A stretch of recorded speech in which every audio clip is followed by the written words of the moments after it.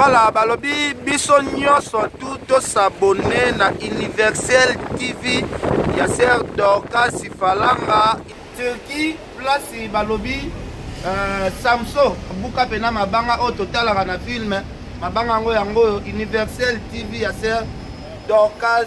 Donc to s'abonner beaucoup plus na Universel TV ya Sœur Dorcas Falanga biso tout s'abonner vraiment wana na Universel TV. À part votre émission chrétienne, l'œuvre d'affranchir l'homme, désormais, il ajoute à ses abonnés de YouTube 2 rubriques, à savoir, sur les faits sociaux, vous aurez des émissions qui vous parleront des problèmes conjugaux, enfants de la rue, communément appelés chégués, hygiène dans la rue, les émissions concernant les activités promotionnelles, entre autres la beauté, la sculpture, la cuisine congolaise et la couture. Et à ce qui concerne le divertissement, vous aurez à suivre les théâtres, le sport, et la publicité. Voilà, balobi biso nyonso tout s'abonner na Universel TV ya Sœur Dorcas Falanga Turquie place balobi Samso buka pena mabanga o total na film mabanga yango Universel TV ya Sœur Dorcas. Donc to s'abonner beaucoup plus na Universel TV ya Sœur Dorcas Falanga biso tout s'abonner vraiment wana na Universel TV. Bonjour à tous. Je suis fondatrice de la chaîne Universel TV. Merci et merci encore d'être de notre côté. Que le Seigneur vous bénisse. Permettez-moi d'être bilingue tout au long de mon intervention pour la bonne compréhension de chacun de nous. Notre thème de ce jour est intitulé Noël. Pourquoi nous avons choisi ce thème? Nous constatons qu'il y a trop de polémiques tout autour. C'est pour cela que nous avons jugé bon de parler quant à ci. Sans plus tarder, nous allons lire nos 2 versets de ce jour. Que chacun prend sa Bible pour la bonne compréhension. Tu peux avoir ta Bible en papier, tu peux avoir ton iPad, tu peux avoir le téléphone. L'essentiel que chacun vérifie dans sa Bible. Je commence par Matthieu chapitre 2, versets 1 jusqu'à 12. Je lis au nom du Seigneur Jésus. Jésus étant né à Bethléem, en Judée, au temps du roi Hérode, voici 2 mages d'Orient arrivèrent à Jérusalem et dirent: Où est le roi des Juifs qui vient de naître? Car nous avons vu son étoile en Orient et nous sommes venus pour l'adorer. Le roi Hérode, ayant appris cela, fut troublé et tout Jérusalem avec lui. Il ensembla tous les principaux sacrificateurs et les scribes du peuple, et il s'informa auprès d'eux où devait naître le Christ. Ils lui dirent: à Bethléem, en Judée, car voici ce qui a été écrit par le prophète. Et toi, Bethléem, terre de Juda, tu n'es certes pas la moindre entre les principales villes de Juda, car de toi sortira un chef qui paîtra Israël, mon peuple. Alors Hérode fit appeler en secret les mages et s'inquièrent soigneusement auprès d'eux. Depuis combien de temps l'étoile brillait. Puis il les envoya à Bethléem en disant: Allez et prenez des informations exactes sur le petit enfant.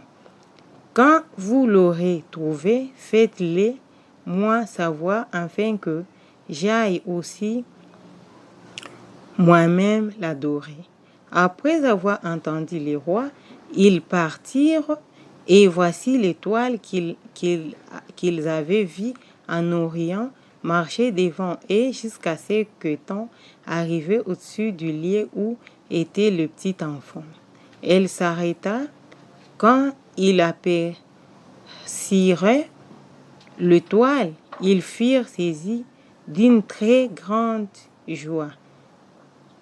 Ils entrèrent dans la maison, virent le petit enfant avec Marie. Sa mère se prosternerait et l'adorerait. Ils ouvrirent ensuite leur trésor et lui offrirent en présent de l'or, de l'accent et de myrrhe. Puis, divinement avertis en songe de ne pas retourner vers Hérode, ils regagnèrent leur pays par un autre chemin. Nous allons continuer avec la lecture. Cette fois-ci, nous prenons Agé, chapitre 2, verset 18 à 19. Je lis au nom du Seigneur Jésus. Continuez à lire avec moi. Po mutu na mutu amona si onazoloba eza ya solo. Considérez attentivement ce qui s'est passé jusqu'à ce jour, jusqu'au 24e jour du 9e mois, depuis le jour où le temple de l'Éternel a été fondé. Considérez-le attentivement. Y avait-il encore de la sémence dans les greniers, même la vigne, le figuier, les grenadiers et l'olivier n'ont rien rapporté, mais dès ces jours, je répandrai ma bénédiction. Amen. Moi, je pense que moko na moko oyo toza na ye na tango oyo azolanda azomona qu'est-ce qui est dit dans la parole de Dieu. Po ezala te oyo nazoloba ozo comprendre yango te. Il y a des gens qui n'acceptent pas que Jésus est né le 25 décembre. Les autres, baoloba, c'est une date conventionnelle. Même si vous partez plus loin dans les Goulgos, vous ouvrez Wikipédia, vous allez constater il y a toujours des doutes. Ya koloba, jour wana, ezaki jour oyo, yesu abotamaki te, ezali mukolo ya die soleil. Donc, il y a beaucoup des histoires qui se racontent tout autour de ces sujets.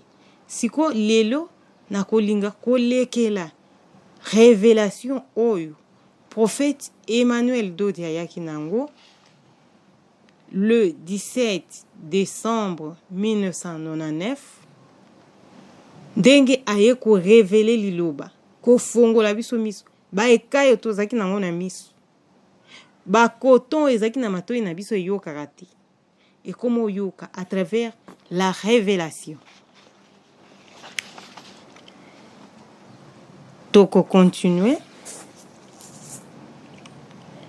Noël pour nous batu oyo bandimelaki kolo Yesu na kati ya bomoi na bango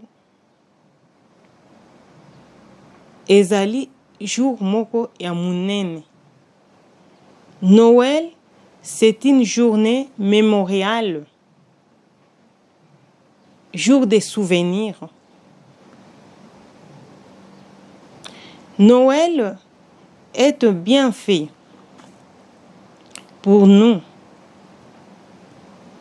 les gens qui ont crié au Seigneur Jésus. Bao batisamaki. Ba oyo bazali koluka bazali na kati ya chemin na bango pona koluka délivrance totale et parfaite et pesameli na mutu nyonso te. Ba oyo après koluka délivrance na suka makambo nyonso bazali ko espérer pona vie éternelle. Nde ba oyo nazali kolobela. Kasi ata na ba oyo bandimeli nanu te, eza malamu bayoka mateya oyo po ete esunga bango baya korejoindre ekipe oyo ya ba oyo bandimelaki Nkolo Yesu, balongwa na kati ya ténèbre bakota na kati ya lumière. Noël eza jour oyo Nzambe adesidaki kovanda na bato. Noël ya solo Yesu abotamaki. Est-ce que Noël ezali biblique? Na koyebiso ya solo Noël ezali biblique. La réponse est oui. Noël eza biblique.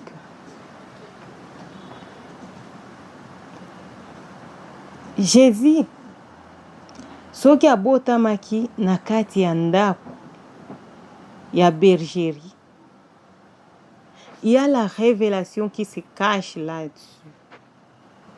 Abotamaki kuna po ete aya kobimisa biso na kati ya condition ya animal. Depuis Adam na Ève, mutu a partir na bango mutu nyonso atikalaki na condition wana. Na kati ya jardin d'Eden, Ève na Adam bazaki ko vivre kuna na kati. Kasi bayaki kosumuka. Basumukaki nde bayaki komona nzoka nde bazaka mutakala.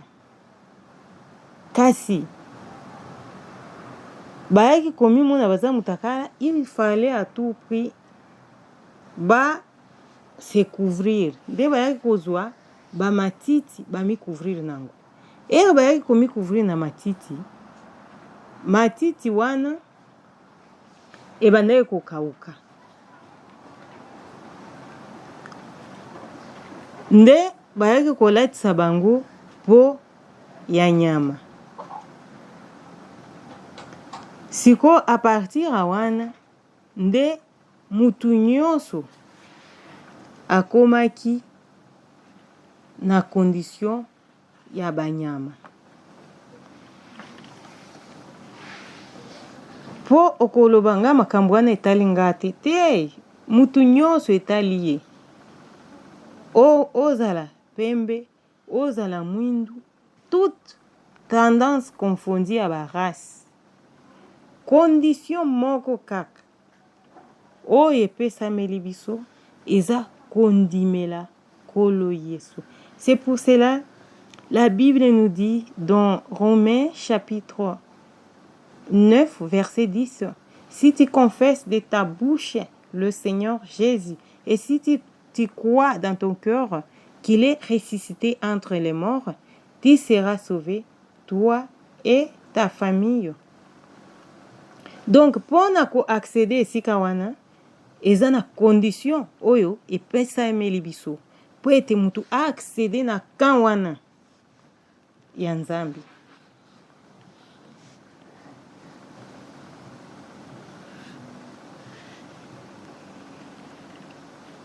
Na kati ya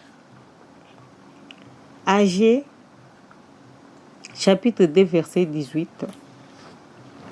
touti kotanga na ngai na yo awa ya koloba, Bible elobi, considérez attentivement ce qui s'est passé ces jours-là jusqu'au 24e jour du 9e mois.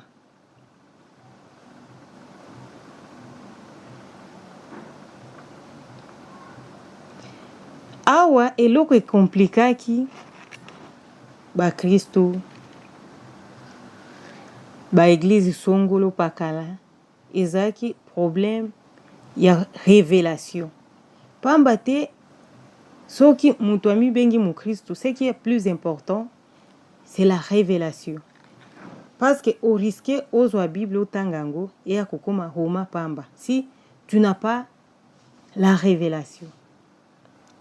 Heureusement pour nous, les affranchis, il a plu à Dieu le 17 décembre 1999, prophète Emmanuel Dodi aya ko révéler liloba. Alobela liloba nandenge longo bani kolekela ye po okoloba na yo ke ngana sambela kana yebi nzambe nga batu batalinga te eza problème batu te po normalement nzambe wana tomona ga yete mais tokomona ye à travers mutu il faut ya ko vanda na kati ya mutu abandi ko sala bikamwa na kati ya mutu de yangwana prophète Emmanuel. Pendant ces temps, c'est lui.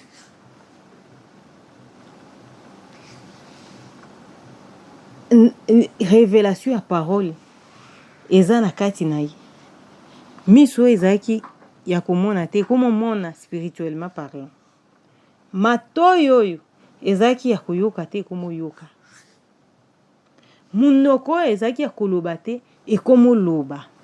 Tika distraction.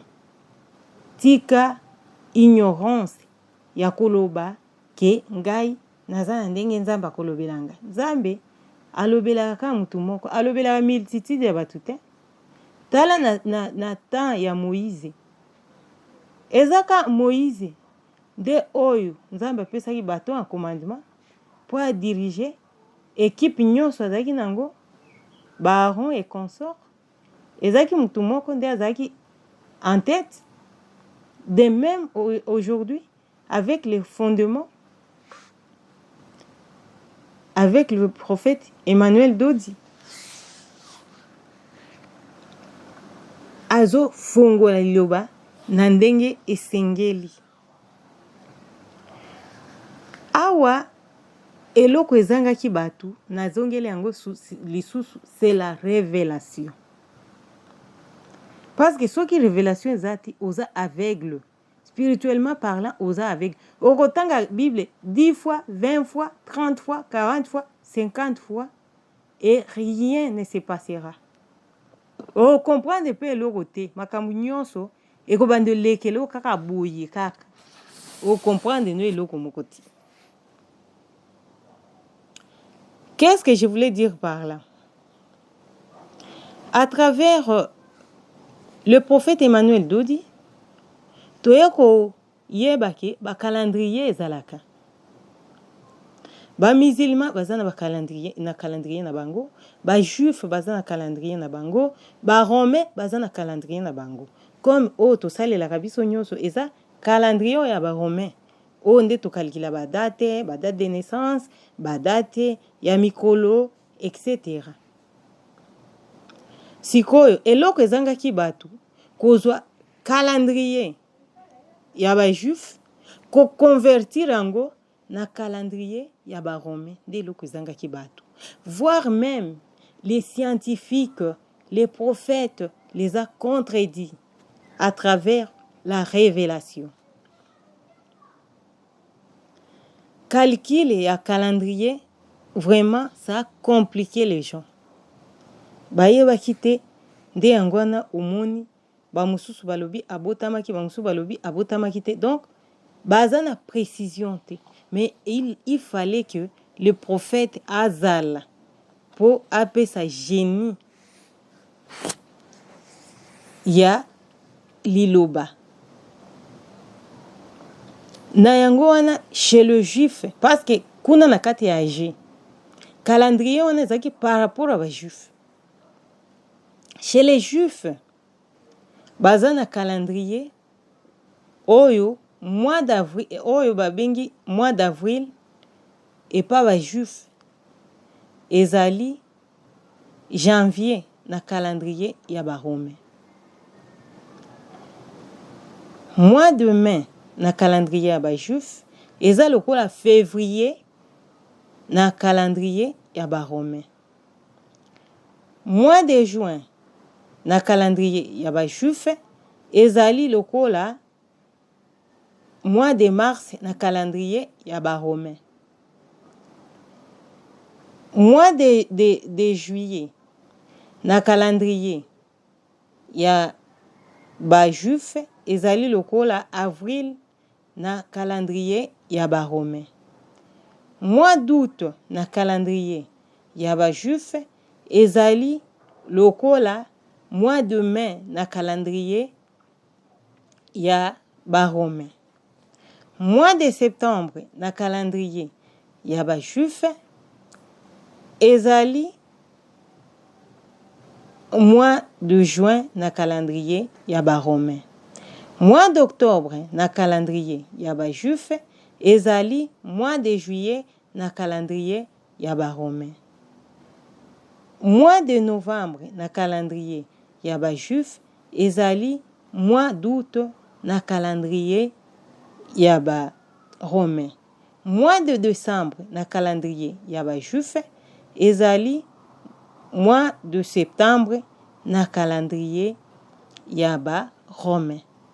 Yebisa ngai discussion esuki wana loba lisusu ke Yesu abotamaki te na asire yo ke Yesu abotamaki kolekela calendrier oyo discussion eza susu te. Zwa kende na kati ya calendrier ya bajuif kende kosala ba recherche oyo okomona oyo nazali koloba ezali vrai. Donc calcul nde complikaki bato.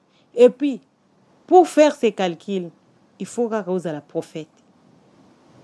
Eza ni pasteur te ni évangéliste te ni bagrade songolo te oyo kosala calcul wana. Ici c'est la divinité. Le prophète incarne la divinité. Nde omoni ayeko fungola makambo ya modèle. Ici, de la manière, les fondements prophétiques a expliqué la chose. Il faut que le polémique cesse. Tout est dans la Bible. Cessez de lire la Bible comme un roman, un livre. Je te conseillerais de quitter l'église qui n'a pas la révélation. Mon frère, ma sœur, okendaka na église wana bayebanga na yembaka na salaka n'importe quoi kuna te. Tozo kola pe vie ezokende pe liboso lelo na lobi on ne sait jamais. Siko na place oyo vie na yo ezosungama te. Ozo forcer kaka otikala kaka po bayeba yo osalaka musala ya Nzambe oza mama présidente oza na ba grade songolo pakala te. Nzambe amonaka mutu bongo te. Kende place okosungama. Biso pe à un certain moment tozala lokola yo. Mais kolekela prophète Emmanuel Dodi ba vie échange to koma batu mususu. Parole, révélation et vanda. Yaka pe ma sœur, mon frère. Okozala pe lokola bisu.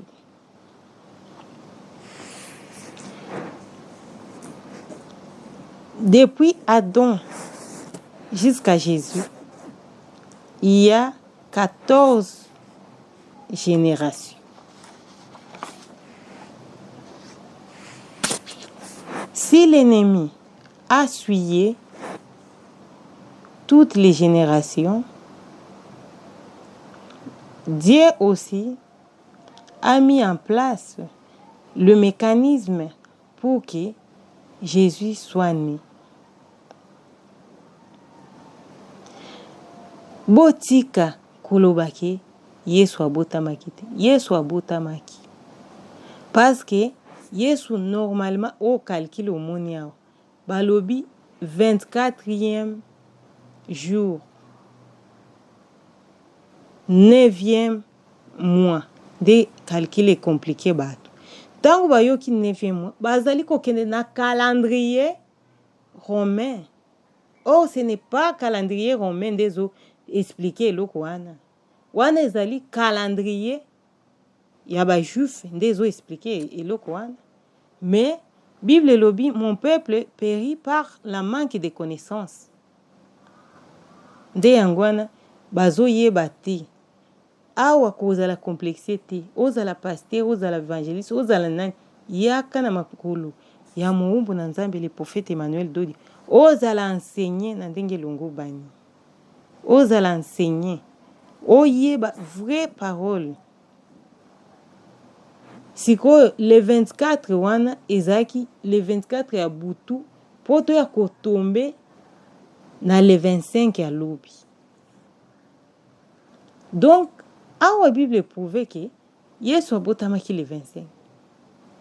Et puis c'était na décembre na calendrier wana ya baji. Siko nani akokaki ko révéler parole. To fandi na kati aveuglement bambula na bambula des décennies. Toyeba makambo te. Okendaka église banda tongo ozongi. Oke ozongi. Okanisi wana nde kosalela nzambe. Te. Kosalela nzambe eza ba anje ebele, il faut ezala en place. Po ete oloba ke osaleli nzambe. Nde yango wana, ne vous étonnez pas, Bible elobi na jour wana eza batu mususu akoyebisa bango na yeba binote. Yo koloba na souffrir bwe na musala nzambe ndenge nini bayebi ngati kokamwa te eza pona makambo ya modèle oyo. Avec les prophètes Emmanuel oko découvrir donc chaque enseignement oko découvrir yango za ndenge nini. Ezala mariage akopesa enseignement ya mariage. Ezala kobotama na ya mutubuyi à part naissance ya Jésus ako révélé.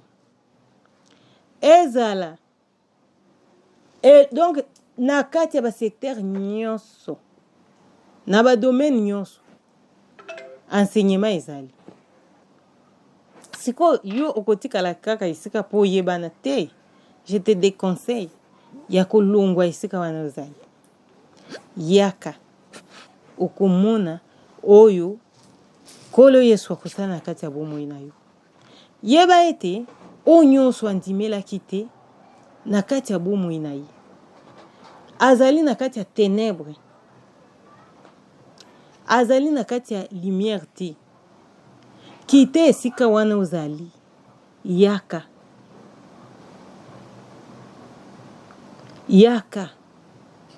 Okomona oyo kolo akosala na kati ya bomoi na yo. Na base ete banda lelo discussion esili. Parce que sujet oyo tellement eza très vaste. Soki tolobi tolobelango ata jour mususu kolobelango susu na lolenge mususu. Toujours toza na kati ya révélation ya fondement prophétique. Pamba te Bible elobi na kati ya Ephésiens 2 chapitre 19 à 20, la Bible nous dit: vous avez été édifiés par le fondement des apôtres et des prophètes, Jésus-Christ étant la pierre angulaire. Oyo musala prophète Emmanuel ayaki kosala ezali na kati ya fondement prophétique. Fondement wana ezali na bokeseni na fondement apostolique. Na yango wana yaka sur l'avenue de la révolution numéro 817 okomona loboko ya Nzambe. Ba problème oza nango, ba maladie oza nango, ba mikakatano oza nango. Yaka okoyeba Nzambe ya solo. Oyebaka à un certain moment oyebaka Nzambe te. Kuna okoyeba Nzambe ya solo. Nzambe wana azalaka ndenge nini, asalaka ndenge nini. Il faut okende ko découvrir o nyonso wana.